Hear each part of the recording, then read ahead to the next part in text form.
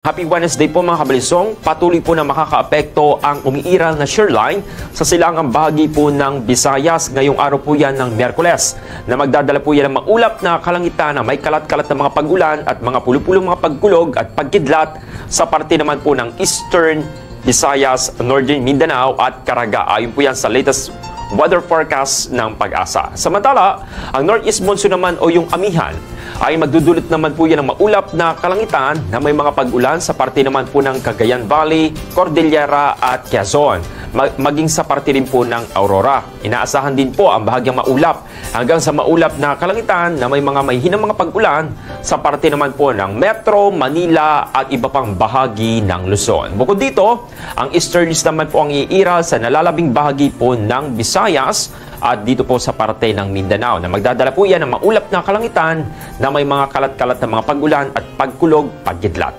Sa kasalukuyan, ayon po sa Pag-asa, wala pong namamata ang low pressure area o LPA na maaaring maging bagyo.